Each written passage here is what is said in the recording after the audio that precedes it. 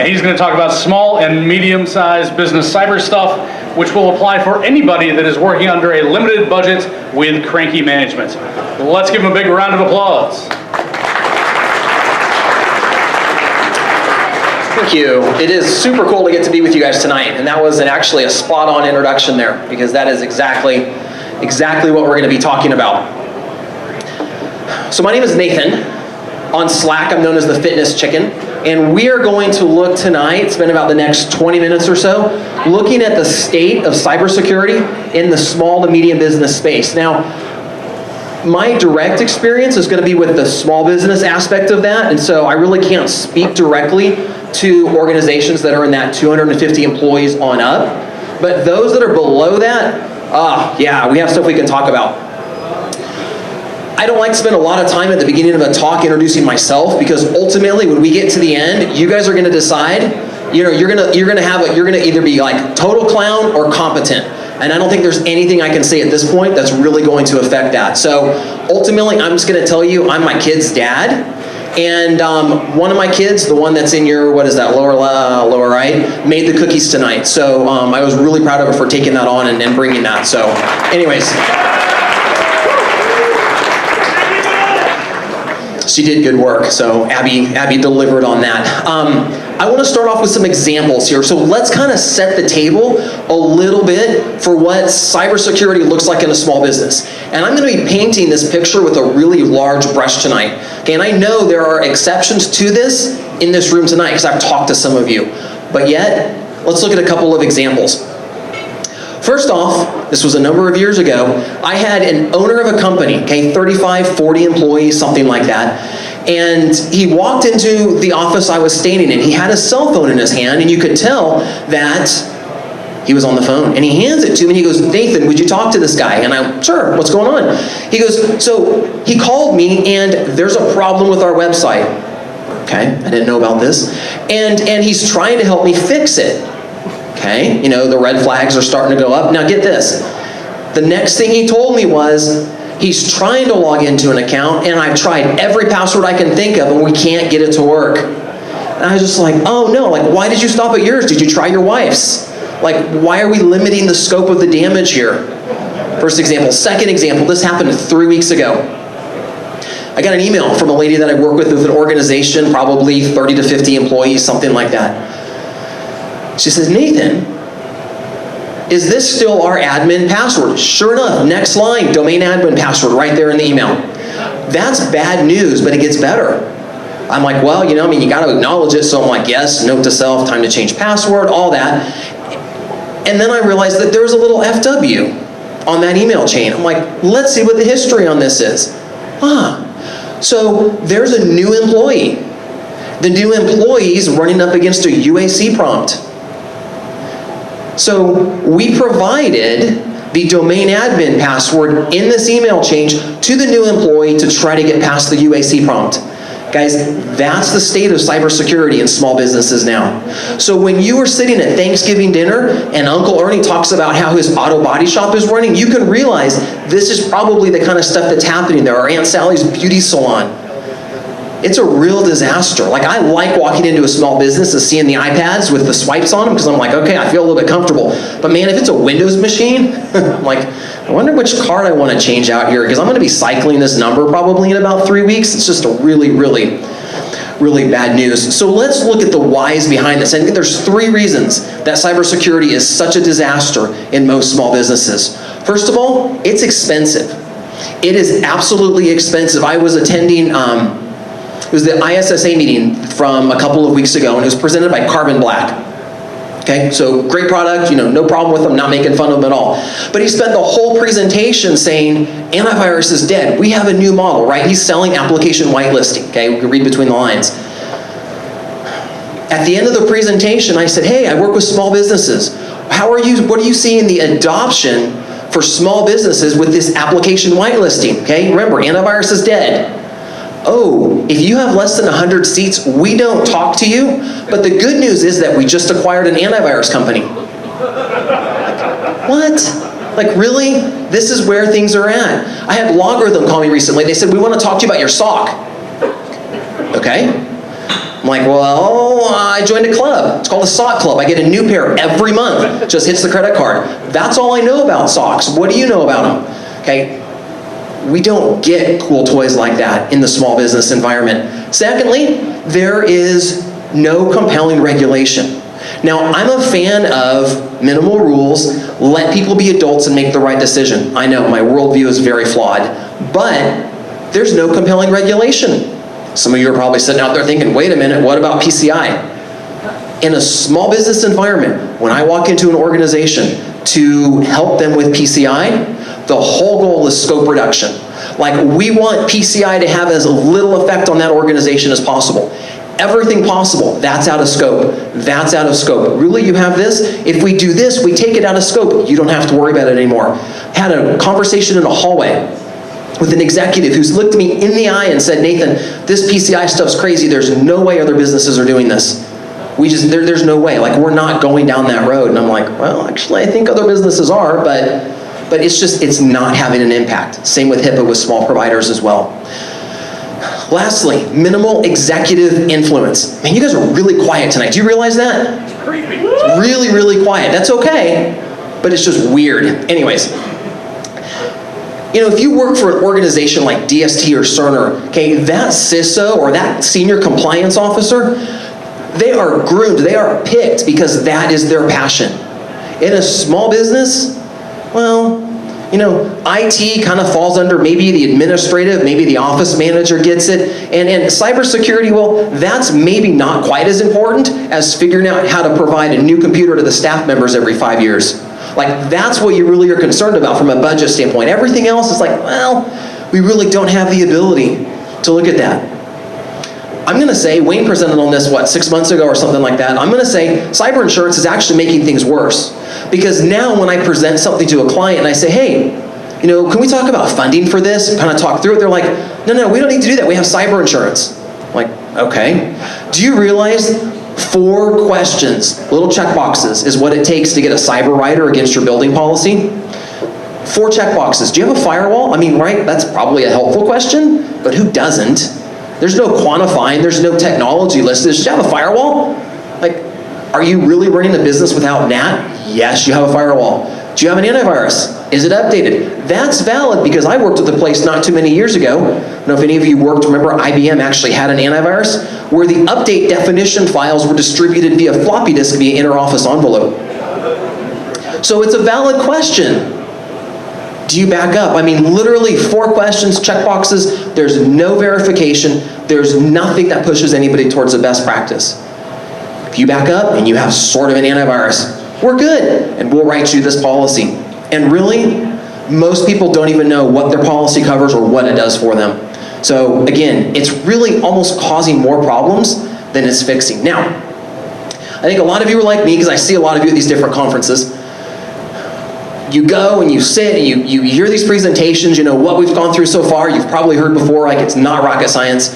And at this point in a traditional talk, right, the plane's kind of flying level, we start into a nosedive because we start throwing around all kinds of technical jargon like, hey, you know how we fix this? Defense in depth. Okay, I've studied for the CISSP, I've heard that. Layered security. If you guys were at Secure World, then you know I'm making fun of Secure World keynote with that picture right there, right? We spent our lunchtime learning about castles at Secure World. You know, it just takes us nosedive, but let's not do that. Instead, let's be really specific about stuff. Let's be really specific. Let's start off with an example of something that doesn't work. Two-factor authentication, right? We all know this is a wonderful thing. It's a really good deal. Sure, you know, we should probably avoid the whole SMS because of the whole SIM swap, SIM theft thing, but it's better than nothing. But maybe you guys are better with acronyms than I am, but you know, we can do the app and we can do the time-based, token-based, whatever that acronym is, and it's great. And we can train our users on how to do two-factor authentication. Okay, hold that thought. Microsoft made $270+ million on Office recently. Like the article I was reading didn't really quantify that. I don't know if that's last fiscal year or when that was or anything. They made a ton of money, and of that, you know, they probably invested like $180K in developing new versions of Office. What is the flagship app in Microsoft Office? It's Outlook, right? Everybody runs Outlook, and I know we got a lot of Linux users in this room. Okay, you guys are probably running Mutt and really proud of it, but we all know that when you are ready to redline productivity, like when you are really gonna crank the workout, you boot a Windows VM up and you run Outlook. I mean, everybody runs Outlook. Outlook does not work with Microsoft's two-factor authentication. Oh, it works on webmail, but who uses Office 365 webmail? If you're doing webmail, you're a G Suite user, it's irrelevant. So it really only applies to the admins. So if we try to start locking down and providing enhanced access, then we have to have a conversation with users on application passwords. Hey, here's how two-factor works, but it doesn't work here. So I have another password, can I pick it? No, you can't pick it, it's got to generate, why can't I pick it? Well, because this other password, you have this other password and that's linked to two-factor when you have a different password. Yeah, so where can I use this password? We'll use it everywhere. Well, can I write it down? Well, you're not going to remember it. I mean, it's like, it's just this downward spiral. Who knows how to create application passwords in Office 365? It's not that hard. But having that conversation with an end user that doesn't get security, that doesn't get virtualization, that doesn't get all these terms, it's a spiral. It's a downward spiral. So this is an example of how something that a small business can afford doesn't even work for them. Like we can't even two-factor Outlook, which is a pretty critical application. Now, no, this is not a selfie. So as an IT consultant, then what do we do? Cybersecurity is not on the radar. You know, as an IT consultant in small businesses, I'm pretty much told, hey Nathan, go do a good job. So I'm going to say that there is this gray area, that there is this slack space that I operate in. Okay, it's not heavily regulated. It is not something where I'm being given granular direction, like if you're in a larger, you know, you're working in a NOC or a SIM or something like that. I mean, your job responsibilities are pretty nailed down. Small businesses are totally different. Totally different. There's a guy that's an IT provider for a local company that it's a fast food restaurant. So he is highly valued as the IT provider for them until one of their chain restaurants has somebody call in at lunch and then he's dispatched to make sandwiches. And then he's pulled back off that and he's put back on his very valued job as IT provider for this organization. Small business is just different. So if you're me, what do? Like, how do you move this bar forward? So we're gonna go through and we're gonna look very specifically, again, not rocket science, but low-hanging fruit. What are the things that I walk into an organization and look for? If you're in my shoes, you likely can come up with like maybe 7 of these 9 things. Like if we just like, hey, you know, what do you like to look for? What can you do? These are gonna be things that you can do in a small business to actually move that bar forward without a mandate from executives, without really nice capital and operating funding, just things that you can kind of clean up as you go. First of all, let's get rid of local admin. This is a total given in most organizations. I know some of you here have managed to get that removed from your users, but this is a really, really tough thing. This is a really tough thing to do because people don't like to hit walls. So let's drop local admin. Now, how do you do that? I have struggled with this. Like literally, this is a wall I banged my head against over and over and over again. The way that I have found to be most successful is you have a new user start. Okay, you're usually going to be, nice. You introduce yourself. Hey, you're getting them settled into their computer, and then you tell them, hey, I'm going to let you run wide open for the first couple of weeks while you get settled into your computer, and then because you're productive and you use Outlook, you're going to make a reminder. I don't think you can do that in Mutt, can you? Anyways, you're going to make a reminder to revisit that user in 2 weeks. And you're going to yank your local admin from them. And you tell them that. You go, look, you've been running, just kind of getting settled into your computer. So I'm going to go ahead and tighten this up a little bit. And I'm going to make this a little more secure for you. Let me know if you have any issues at all. I want you to be 100% successful here. But I don't think you're going to notice. UAC prompts are going to come up. It's absolutely going to happen. But you've communicated and you have worked this in. I have found it virtually impossible to remove local admin from existing staff and particularly existing executives. Like it just doesn't work, but you can do it with new staff often if you're not successful with it. What about domain admin? Oh, boy, this is a lot of fun. Like domain admin is just sort of the company directory. It's probably the management directory for this organization because everybody's in there. Like nobody knows the power. Like we just need to be able to reset passwords. OU delegation is totally foreign. So let's clean up domain admin. Okay, this is another thing. People just want it to work.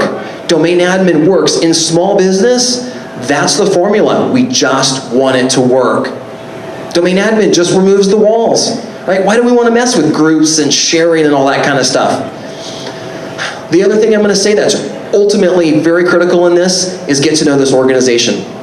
There are so many stories, but I remember one company in particular that I came across this little DOS program that was used for ACH. Okay, that's fine, but it was only used for ACH functionality at payroll time. That was a pretty big deal. I'm like, how does it work? Who runs this? Who knows anything about it? Do we have a contact at the bank for this? No, I don't know. So really dig into that organization and find out. Now, before you laugh at me, okay, I'm going to blame NIST on this because I was doing some research for this, and this is literally one of their leading things is in a small business from a cybersecurity standpoint, 7621 says use surge protectors. Okay, that's great. What about DLP, data loss prevention?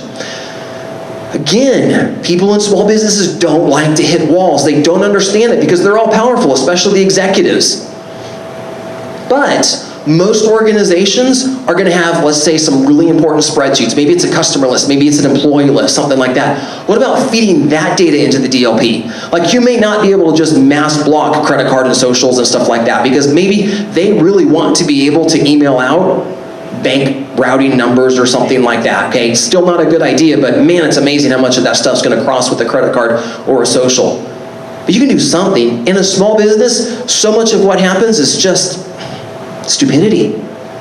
It's just people don't know, they don't think. So can we use the free DLP that's there in order to protect on that? And we got a patch. Do you realize that the greatest thing that protects you from a Windows compromise is Windows Update? That's really scary.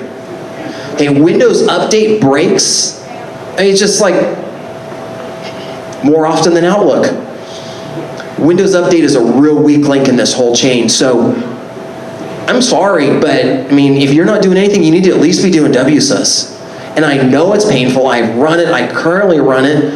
But I've had really bad luck with convincing clients to buy into an RMM. You know, most of these remote machine management tools will do patching, third-party patching, and all that. It's great. But I have trouble convincing my clients on the value of that. So I'm stuck with WSUS at different times. Most small businesses' firewalls, this is their egress, right? It's really easy. It doesn't take up much space. But this is something that you can tighten up. Like, you don't have to go to management in order to get approval for this. You can tighten up the egress route. You don't have to really do anything. You can get this tightened up. You can, do we really need unlimited outbound DNS? Do we really need an outbound unlimited SMTP? We can tighten that up. We can scale it back a little bit. So again, something when as soon as I get my hands on that firewall, I already know what I'm going to see on the outbound. PCI requires this, but remember, our whole goal of PCI is make it not apply. So kind of have to work a little bit with that.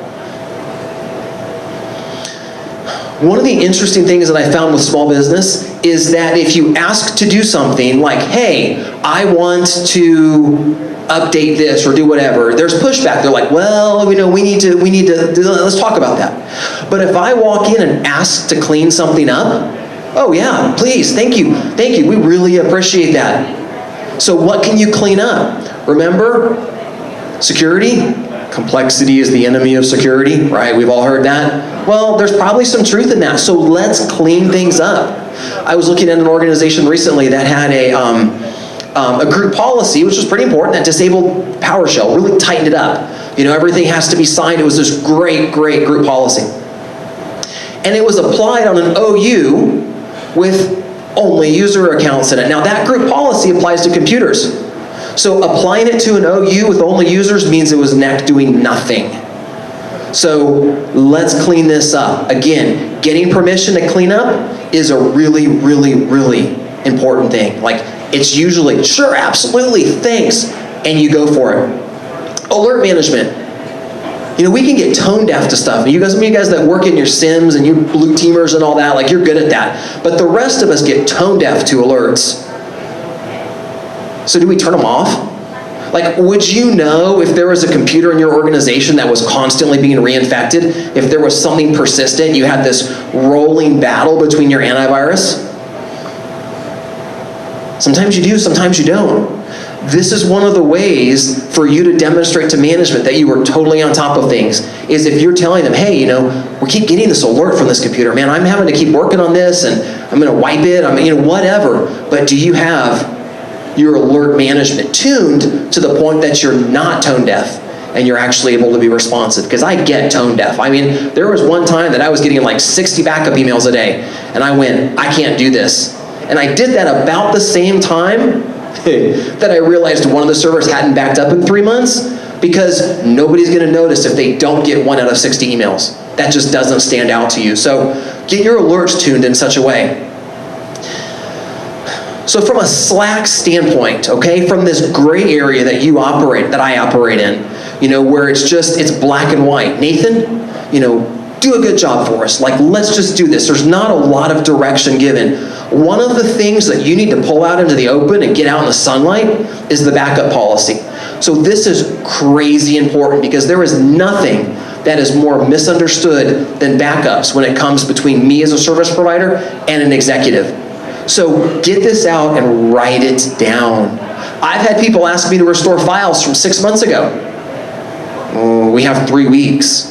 Why do we only have 3 weeks? Because you didn't want to buy more equipment. But I need this file back. I deleted it like 6 months ago. It was like around Christmas, and we don't have it. So what are you doing then? You're like combing old computers, like is it in an offline files cache or something like that? So inefficient. So document it. One of the biggest things you need to document is what does it take to recover?